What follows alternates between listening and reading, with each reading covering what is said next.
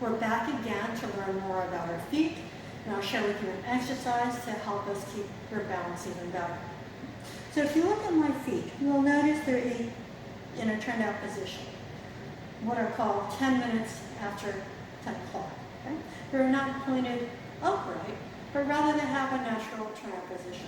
And this gives me a bigger base than if my toes were pointed straight forward. Okay? It's also a much more natural way of walking. So when we have this turnout, we're not taking our femur and physically thinking of opening it up. Instead, we're doing the opposite. You want to take your leg, shake it out, relax it, and put your weight on it. Same with the other leg, shake it out, relax it, and put your weight on it. And that should give you your natural turnout. Okay. So one of the issues that happens a lot, I see with people, is that the weight tends to be too far on the outside of the feet.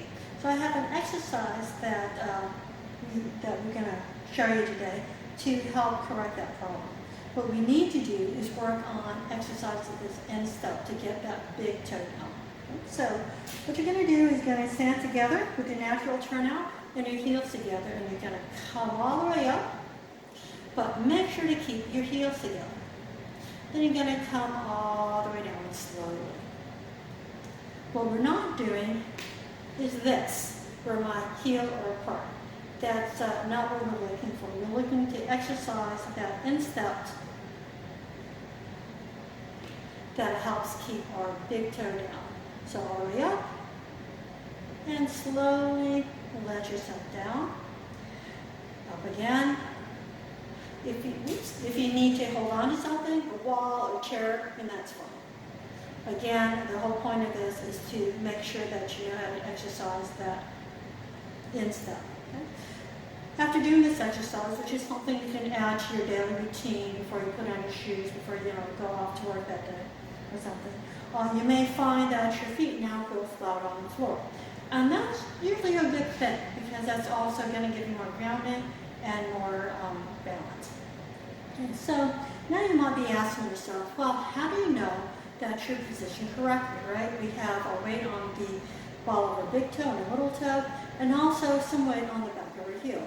Well, in this part of your foot, underneath the femur, there's going to be a whole bunch of bones. In fact, you have a total of 26 bones in your foot, and all those joints in between.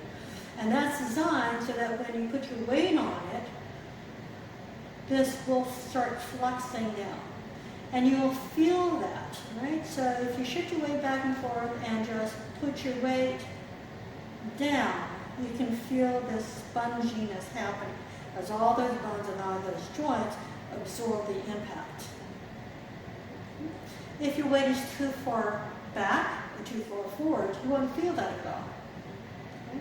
So you're looking for that sponginess to happen. Now from the side, if you want to check your balance, then a good way of looking through it is to see where the line is, right? So you're looking at a line from your ankle, through your knees, through your hip, your shoulder, into your ear. And so when those are in a straight line, then you have a pretty good chance of keeping your balance.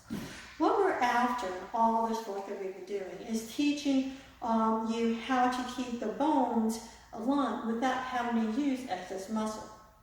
So your bones should sit nicely on top of each other. That's what they're designed to do. If your bones are not aligned, or if your weight's off or something, what that means is that your body has to use your muscles to just try to retain a posture to keep you from falling down. And if the muscles are being used to, say, keep your bones together, then they're less able to allow you to move, right? Because you're using them for one thing, and asking them to multitask and walk, it makes it a little bit harder for you.